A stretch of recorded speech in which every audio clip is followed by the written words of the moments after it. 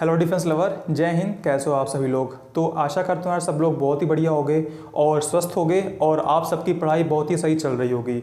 देखो यार, ये वक्त थोड़ा सा मुश्किल है क्योंकि आप सभी को पता है कि एक तरीके से जो प्रोसेस था एयरफोर्स XY का, वो एक तरीके से मतलब इस वक्त बहुत ही बुरा चल रहा है। लेकिन देखो, ये वक्त भी गुजर जाएगा और वो वक्त फिर से आएगा जब ये जो प्रोसेस है XY का फिर से बिल्कुल स्मूथ चलेगा और आप फिर से एक बार 6-6 महीने में वैकेंसी देखोगे, टाइम पे रिजल्ट, टाइम पे एनरोलमेंट, ज्वाइनिंग, सब कुछ तरीके से टाइम पे होगा। लेकिन ये वक्त थोड़ा सा एक तरीके से बदलाव का समय है, तो हो सकता है कि इसके बाद हमें थोड़ा सा कुछ बेहतर देखने को मिले।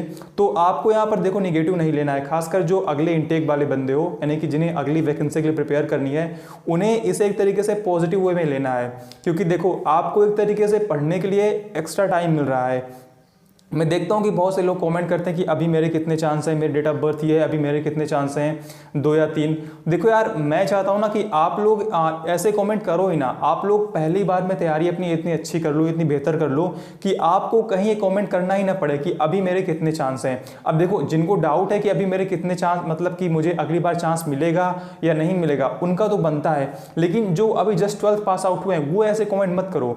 आपको देखो यार, टाइम मिल रहा है। देखो, एयरफोर्स का सिलेबस मुश्किल से 6 महीने का समय लेता है। आपको यहां पर 6 महीने की जगह देखो 1 साल का समय मिल रहा है। तो आप प्रयास करो कि आप पहली बार में ही तैयारी अपनी इतनी बेहतर तरीके से कर लो कि आपको दोबारा एग्जाम देना ही ना पड़े। अब देखो, फेस टू मेडिकल अलग की बात है, लेकिन आपको पेपर पहली बार में क्वालिफाई करने का प्रयास करना है, ठीक है। हर साल करीब 40% जो कैंडिडेट होते हैं वो मतलब पहली बार वाले होते हैं, फ्रेशर होते हैं, वो एग्जाम पहली बार देते हैं और उनमें से बहुत से लोग एग्जाम क्वालिफाई भी करते हैं, ठीक है। तो आपको अपने मन से पहली बात तो ये मिथ निकाल देनी है कि पहली बार में सिलेक्शन नहीं होता है, मैं पहली बार पेपर देखने जा रहा हूं। बहुत इजीली आप सिलेक्शन ले सकते हो अगर आप ढंग से तैयारी करोगे तो वही आज कुछ बातें करने वाले हैं कि आपको अपनी तैयारी को कैसे स्टार्ट करना है और आपको कैसे आगे ले जाना है। अब देखो, यहाँ पर 2 टाइप के कैंडिडेट होंगे। वो पहले वो होंगे जिन्होंने 12th में थोड़ा सा, यानी 11th 12th में थोड़ा ठीक ठाक पढ़ाई की होगी, और दूसरे वो होंगे जिन्होंने 11th 12th में एक तरीके से पढ़ाई जिनकी नहीं हो पाई होगी। अब देखो, कोविड की वजह से जहाँ तक मुझे लगता है लगभग सभी की पढ़ाई अफेक्ट हुई होगी, ठीक है। तो देखो यार, अगर आपने 11th 12th में कुछ भी नहीं पढ़ा है तब भी कोई टेंशन की बात नहीं है। आपके पास इनफ टाइम है एक अच्छी तैयारी के लिए और पहली बार में पेपर क्वालिफाई करने के लिए, ठीक है। बस वही तरीका है कि आपको एक तरीके से सही रणनीति के साथ आगे बढ़ना है और आपको बेहतर तरीके से अपनी तैयारी को करना है। उससे पहले मैं आपको बता दूं कि अगर आपको अपने प्रिपरेशन के लिए किसी प्लेटफॉर्म की तलाश है तो आप इंडिया के लार्जेस्ट प्लेटफॉर्म अनअकैडमी के साथ जा सकते हो। एनडीए का नया बैच 24 नवंबर से स्टार्ट हो रहा है, कमांडो 2.0। तो अगर आपको एनडीए की प्रिपरेशन करनी है तो आप इसमें एनरोल कर सकते हो। प्राइस थोड़ा इंक्रीज़ होने वाला है बहुत ही जल्दी, तो आप अभी एनरोल कर सकते हो। और इसके अलावा अभी आपको ऑफर भी देखने को मिल जाएंगे। 12 मंथ के सब्सक्रिप्शन पर आपको 12 मंथ का SSB सब्सक्रिप्शन फ्री मिल जाएगा और आपको 24 मंथ में 4 मंथ का प्लस सब्सक्रिप्शन फ्री मिल जाएगा। इसके अलावा अगर आपको नेवी की प्रिपरेशन करनी है तो नेवी का भी बैच स्टार्ट होने वाला है 17 नवंबर से, तो आप इसमें एनरोल कर सकते हो अगर आपको नेवी की प्रिपरेशन करनी है तो। इसके अलावा एयरफोर्स वाई ग्रुप का भी बैच स्टार्ट हो रहा है 10 नवंबर से, देखो ऑलरेडी स्टार्ट हो चुका है, तो आप इसमें एनरोल कर सकते हो। अगर बात करें प्राइस लिस्ट की, ये आपकी एनडीए की प्राइस लिस्ट है, तो आप देख सकते हो। अगर आप यहाँ पर कोड RN75 यूज़ करोगे तो आपको 10% का एडिशनल डिस्काउंट मिल जाएगा। और ये आपका एयरफोर्स नेवी कोस्ट गार्ड का प्राइस लिस्ट है, इसमें भी आपको 10% का डिस्काउंट हमारी तरफ से मिल जाएगा कोड RN75 यूज़ करने पर। लिंक डिस्क्रिप्शन में है। सबसे पहले आपको ये समझना है कि फॉर्म तो देखो टोटल 7 से 8 लाख अब पढ़ने लग गए हैं और आने वाले समय में ये जो कंपटीशन है, ये जो फॉर्म का नंबर है, ये और भी बढ़ेगा। लेकिन इसमें जो एक्चुअल कंपटीशन होता है वो आपका मुश्किल से 1 से 1.5 लाख के बीच होता है बस। देखो, फॉर्म तो 7 से 8 लाख पढ़ते हैं, लेकिन उनमें से जो फाइनल शॉर्टलिस्ट होते हैं फेज 2 के लिए, यानी कि जिनका पेपर क्वालिफाई होता है, वो मुश्किल से 15-16 हज़ार होते हैं।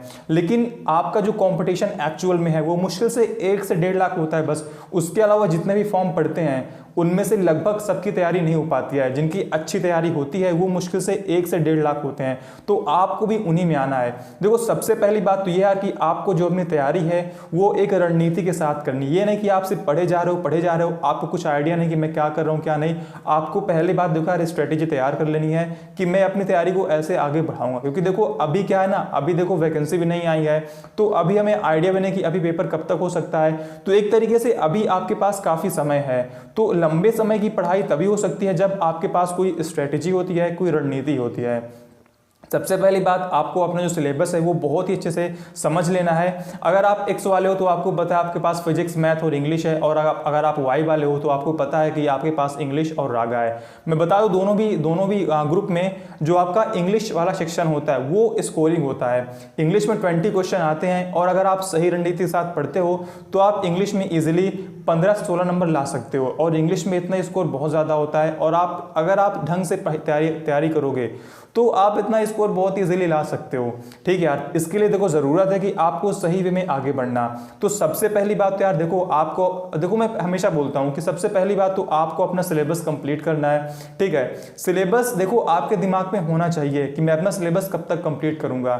और दूसरी बात, आपको पता होना चाहिए कि किस टॉपिक को कितना टाइम देना है। ठीक है, कोई टॉपिक ज़्यादा इंपॉर्टेंट है या कोई टॉपिक, देखो आप सभी 11th 12th पास आउट हो तो आपको पता है कि किस टॉपिक का कितना वेटेज होता है। तो एक तरीके से आपको क्या करना है ना, कि जो टॉपिक का आपको लगता है कि इसका वेटेज अधिक है, ये टॉपिक ज़्यादा इंपॉर्टेंट है। देखो क्वेश्चन तो पूरी टॉपिक से बनता है, जितने टॉपिक होते हैं, चाहे फिजिक्स हो, मैथ हो, इंग्लिश हो, रागा कुछ भी हो, लेकिन आप सभी 12th पास आउट हो, आप सभी को आइडिया होगा कि किस टॉपिक का वेटेज कितना रहता है। ठीक है यार, तो पहली बात तो यह है कि आपको ये देखो आइडिया देना, आपको इस बात को समझ के चलना है कि हमें इस टॉपिक को कितना समय देना है। दूसरी बात यह है कि आपके दिमाग में होना चाहिए कि हमारा सिलेबस इस टाइम तक कंप्लीट हो जाएगा। जैसे ही आपका सिलेबस कंप्लीट होता है, आपको बैठना बिल्कुल भी नहीं है, आपको अपना रिवीजन का टाइम फिक्स कर लेना है कि हम इतने समय में अपना जो ये टॉपिक है, अपना जो ये सब्जेक्ट है, इसको हम रिवीजन करके कंप्लीट कर लेंगे। ठीक है, रिवीजन प्लस प्रैक्टिस, ये दो आपके एक तरीके से ब्रह्मास्त्र होता है सिलेक्शन के लिए। और दूसरी बात देखो ये है कि अगर आप 6 महीने लगातार पढ़ लेते हो तो सिलेक्शन देखो कहीं रुका ही नहीं है। अब देखो मुश्किल की बात यह ना कि देखो कोई भी लगातार बंदा नहीं पढ़ता है। ठीक है, मैं देखता हूँ अधिकतर लोग सीरियस होते हैं जब एग्जाम का मुश्किल 2 महीने बचते हैं तो लोग तभी होते हैं सीरियस, लेकिन विश्वास मानो सिलेक्शन वही लोग लेते हैं जो एग्जाम से 1 महीने पहले ही तैयार होते हैं, जो एग्जाम से 6 महीने पहले से ही लगातार पढ़ते रहते हैं। तो आपको थोड़ा सा डिस्ट्रैक्शन को हटाना है। लाइक अगर आप इंस्टाग्राम, फेसबुक यूज़र काफ़ी ज़्यादा यूज़ करते हो या आप अपना टाइम कहीं और स्पेंड करते हो, ठीक है, नॉर्मली टाइम स्पेंड करो, लेकिन थोड़ा अपना फोकस डालो पढ़ाई पे, थोड़ा आप इसी माहौल में ढंग जाओ। ठीक है, थोड़ा आप देखो कि पेपर किस टाइप का आता है, क्वेश्चंस किस टाइप के आते हैं। ठीक है, पैटर्न क्या रहता है, कंपटीशन यानी कि कट ऑफ वगैरह क्या सीन रहता है। तो जितना आपको इस बारे में नॉलेज होगा, आप उतना ही इसमें एक्सपर्ट बनोगे और आपके लिए उतना ही ईजी रहेगा। दूसरी बात यह कि आपको हमेशा मोटिवेटेड रहना है। ठीक है, खुद को आपको हमेशा मोटिवेट रखना है। अगर आपके अंदर मोटिवेशन रहेगा तभी आप पढ़ाई कर पाओगे। अगर आपके अंदर मोटिवेशन नहीं रहेगा तो यार पढ़ाई थोड़ी मुश्किल हो जाती है। ठीक है, तो आपको देखो एक तरीके से अपने अंदर थोड़ा मोटिवेशन रखना है, थोड़ा एनर्जी रखनी है कि मुझे इस बार सिलेक्शन लेना है। अब तैयारी कैसे करनी, सिंपल सा है यार, पहले आप सिलेबस को समझो, एक अच्छे से टीचर को पकड़ो, एक अच्छा सा जो चैनल हो आप उसे पकड़ो, कोई प्लेटफॉर्म देखो और आप अपनी तैयारी शुरू कर दो। ठीक है, सिलेबस कंप्लीट होते ही आपको अपना रिवीजन का टाइम फिक्स करना है कि मुझे इतने समय में अपना जो सिलेबस है उसे दोबारा कंप्लीट कर लेना है, दोबारा रिवीजन कर लेना है। आपको एग्जाम तक में कम से कम 3 से 4 बार अपना पूरा सिलेबस अच्छे से रिवाइज करना है। अच्छे से मतलब यह है कि जैसे मैं आपसे कोई भी क्वेश्चन पूछ लूं तो आपको आइडिया होना चाहिए कि हाँ ये क्वेश्चन किस टॉपिक का है। ठीक है, अभी मान लो आपने उतनी तैयारी नहीं किया है तो आंसर, चलो ठीक है आंसर आप ना दे पाओ, लेकिन कम से कम आपको इतना आइडिया होना चाहिए ना कि हाँ इस क्वेश्चन को मैंने अपने नोट्स में, मतलब इसका कंसेप्ट में नोट्स में कहाँ लिखा है। ठीक है, तो थोड़ा सा आपको अच्छे से रिवाइज कर लेना है, कम से कम 3 से 4 बार आपको एग्जाम से पहले अपना रिविजन कर लेना है। उसके अलावा देखो जैसे ही आपका सिलेबस एक बार कंप्लीट होता है, आपको उसके बाद क्वेश्चन की प्रैक्टिस पे थोड़ा अधिक फोकस करना है। रिवीजन आपका चलता रहेगा और दूसरी तरफ आपको क्वेश्चन की प्रैक्टिस पे अधिक फोकस करना है। आप जितना क्वेश्चन पे प्रैक्टिस करोगे, आपकी जो एक तरीके से होता है ना कि परफेक्शन, आपको उतनी अधिक परफेक्शन मिलेगी जो आपकी जो सब्जेक्ट है, आप फिजिक्स, मैथ, इंग्लिश या रागा जो भी है। ठीक है, तो दूसरी बात ये कि आपको क्वेश्चन की प्रैक्टिस अधिक से अधिक करनी है सिलेबस कंप्लीट होने के बाद। ठीक है, जब तक सिलेबस चल रहा है आपका, तब तक आप आराम से अपना टॉपिक का जो भी रूल्स हैं, लेक्चर्स हैं, कंसेप्ट है, आप उन्हें पढ़ो।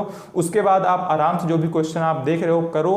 जो क्वेश्चन आपको नहीं आते हैं आप उसे करने का प्रयास करो, फिर भी नहीं आते तो आप आराम से उसे स्किप मार दो, कोई दिक्कत नहीं। अभी पहली बार में आपको बहुत ही स्मूथली आगे बढ़ना है, आपको टेंशन नहीं लेना है, आपको हेडेक नहीं लेना है कि मुझे नहीं आ रहा है, ये मेरे से क्वेश्चन नहीं बन रहा है। कोई बात नहीं, अभी पहली बार है। ठीक है, आप जब चीज़ों को बार बार पढ़ोगे ना तभी एक तरीके से आपको ये समझ में आएगा, तभी आप उन्हें सॉल्व कर पाओगे। तो पहली बार में यार कोई टेंशन वाली बात नहीं है अगर आपसे क्वेश्चन नहीं बन रहे हैं या सब कुछ आपके ऊपर से जा रहा है तो। ठीक है, दूसरी बात यह है कि यार आपके अंदर थोड़ा सा देखो डेडिकेशन होना चाहिए अपने एग्जाम के प्रति। ये नहीं कि आप जैसे पढ़ाई कर रहे हो, आपने आज पढ़ाई करी, यानी कि आपकी जो स्टडी है थोड़ी आप उसे रिदम में रखो। और देखो सबसे इंपॉर्टेंट बात है कि आप किसी भी प्लेटफॉर्म पे क्लास ले रहे हो, आप ट्राई करना कि आप क्लास को सेव होने के बाद लो। आप ऑनलाइन, आप एक तरीके से लाइव लेक्चर से बचना, ठीक है। मैं देखता हूँ कि लाइव लेक्चर में बहुत से लोग रहते हैं, चलो अच्छी बात है, लेकिन प्रैक्टिस क्लास में आप लाइव लेक्चर अटेंड किया करो। लेकिन जैसे आपकी जो कंसेप्ट वाली क्लास रहती है जिसमें आपको कंसेप्ट रूल्स बताए जाते हैं, आप ट्राई करो कि आप उन्हें सेव होने के बाद अटेंड किया करो। उसमें देखो बहुत सारे बेनिफिट होते हैं, जैसे आप उन्हें पॉज करके आप नोट्स बना सकते हो, आप उसकी स्पीड बढ़ा सकते हो, उसकी, ठीक है, उसके बहुत सारे बेनिफिट होते हैं। जब आप क्लास को सेव होने के बाद अटेंड करोगे तो आपको ऑटोमेटिकली आइडिया मिल जाएगा। तो कोई भी प्लेटफॉर्म हो, आपको क्लास को सेव होने के बाद लेना है। आपको ट्राई करना है कि आप लाइव लेक्चर लेने से बचो। मुझे देखो पता है यार कि लाइव लेक्चर में थोड़ा सा मजा आता है, थोड़ा सा एक तरीके से क्लास वाला माहौल बन पाता है, लेकिन आपको प्रैक्टिस, ठीक है, लाइव क्लास में क्या करो, लेकिन आप जो कंसेप्ट क्लास है आप उसको सेव होने के बाद लिया करो, ठीक है। बाकी मैं देखो थोड़ा सा एग्जाम की डेट क्लैरिटी मिल जाएगी तो मैं आपको प्रीवियस ईयर पेपर भी प्रोवाइड करवाऊंगा। यानी देखो आपको पता है पेपर मिलता नहीं, लेकिन जो मेमोरी बेस्ड पेपर होता है मैं वो आपको प्रोवाइड करवाऊंगा। और वो देखो एग्जैक्ट क्वेश्चन एग्जाम में आए हुए हैं, तो उससे आपको आइडिया मिल जाएगा कि पेपर किस टाइप का आता है। बाकी पेपर का लेवल ना आसान होता है ना ही कठिन होता है, ठीक है। पेपर देखो टोटली डिपेंड होता है आपकी मेंटालिटी पर कि आप पेपर कैसे लेते हो, डिपेंड होता है कि आपकी प्रिपरेशन पर, कि आपकी प्रिपरेशन किस लेवल की है। पेपर 2018 में भी वैसा रहा था, 19 में भी वैसा आया, 20 में भी वैसा है और 21 में भी पेपर सेम वैसा ही आया था, और पेपर आपका आगे भी वैसा ही आएगा।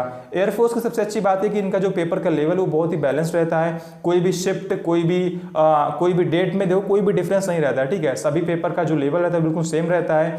कोई भी यहाँ पर आपको ऐसा नहीं कि आज का पेपर टफ है कल का पेपर ईजी है, ऐसा कुछ नहीं होता है। और पेपर का लेवल ये हमेशा से वैसा ही रखते हैं जैसा इनका पहले होता था, बस अंतर है तो प्रिपरेशन में। पहले इतने सोर्सेस नहीं थे पढ़ाई के, ठीक है, पहले सिर्फ कोचिंग्स थी जहाँ पर 6 महीने सिर्फ सिलेबस पढ़ने में टाइम निकलता था, लेकिन अब बहुत सारे देखो रिसोर्सेस है पढ़ाई के।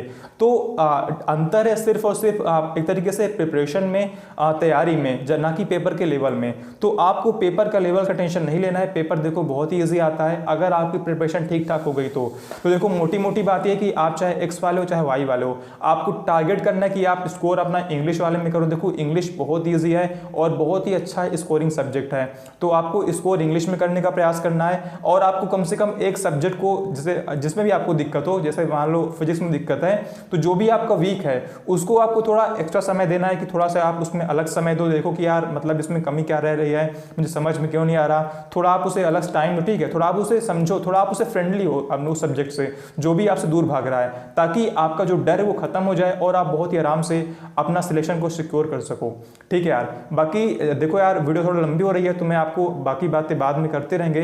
बाकी मैं आपको समय समय पे आके ऐसे ही स्ट्रेटेजीज बताता रहूँगा। और फिजिक्स का आपको टेंशन नहीं लेना है। फिजिक्स का देखो मैं आपको सब कुछ बताऊं कि आपको कैसे फिजिक्स को आगे ले जाना है, कैसे पढ़ना है, ठीक है। फिजिक्स आप बहुत ही इजीली 15 से आप अधिक नंबर बहुत ही इजीली ला लोगे, ठीक है। तो अभी के लिए बस इतना ही, मिलते हैं फिर अगले वीडियो में। तब तक के लिए जय हिंद, जय भारत, वंदे मातरम और नमस्कार।